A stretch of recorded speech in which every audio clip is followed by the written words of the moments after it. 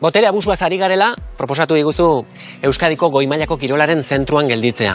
Zergatik? Hemen Euskadiko eliteko kirola hartatzen dugulako. Eta zer gertatzen da elite kirolarekin eta botere abusuarekin? Botere abusua ahalbidetzeko aukera gehiago daudela eliteko kirolean, eliteko kirolak dituen ezaugarriegatik.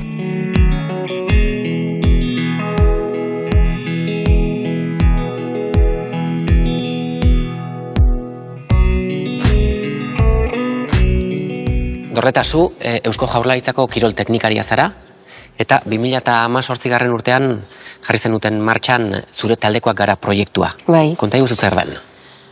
Ja urte asko genderamatzan lanian emakume eta gizonezkoen berdintasuna lortzeko kirol eremuan, eta ikusi gendun, hainbat desberdintasun eta hainbat kasuen artean, baitaren muturreko beste kasu batzuk ere baseudela, eta ziala sexu jazarpena, edo sexuagatiko jazarpena kirol eremuan.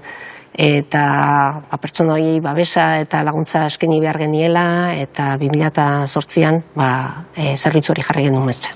Nola funtzionatzen du zerbitzu horrek? Zerbitzua berarekin jarri zaitezke harremanetan bai telefonoz edo bai posta elektroniko baten bidez, eta arreta ematen dute, lehenengo arreta da entzun, eta batez ere egiten dena da aholkatu. Eta ikusi dezakegu zer egin kasu horrekin. Dei anonimoak izaten dira? Askotan, egienetan. Mota honetako botere abusua askotan biktima horretaz jabetzen da helduaroan. Bai. Oso zaila da. Oso zaila da hortaz jabetzea gertatzen ari zaizunean. Ze gaina ez dakit burbuila baten barruan edo zaude, baina ez zara ondo jabetzen zer gertatzen ari den, eta pixkat hortik ateratzen zean esaten zu, baina nola gertatu ziteken hau. Eta mekanismo horrek balio dio boterea duenari bereak egiten segitzeko? Bai, hori da. Ze hor, erdian dagoen bitartean, horretaz probetxatzen da. Zuk 14 urtekin, adibidez, zure entrenatzailearekin,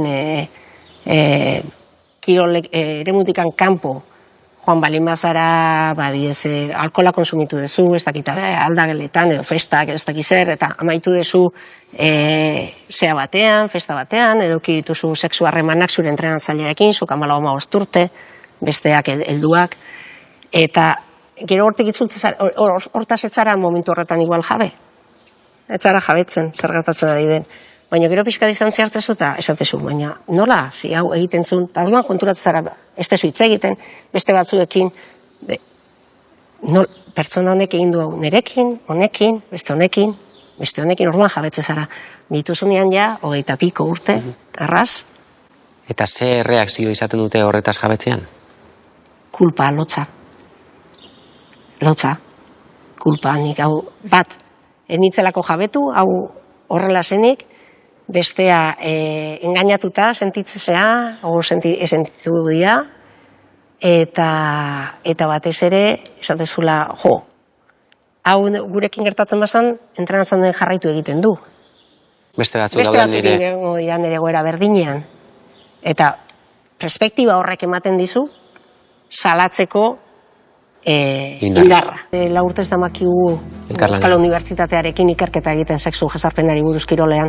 Eta eman aldizkiguzu klabe batzuk, ikerketa horren klabe batzuk? Bai, agertzen da, hurbilketa fase prozesu horretan, konfiantza irabazten du pertsonarena, berezia sentiarazten du, eta benetan ematen du beste osein kirolarekin baino zurekin beste harreman mota badaukala. Eta gero egiten duena da normalean pertsona hori baztertu iraindu, pixkat, aztezea, orduan ez ez dakizu ondo zer gertatzen ari den, eta bere konfiantzaren bila zoaz berriro. Bere laguntasuna irabaztera berriz, zezu pertsona horrentzat berezia izan zara, ala sentitu zara, eta zuretzat ere berezia izan da pertsona hori. Eta orduan hasten dira mesede eta truke eskeak eta gauza.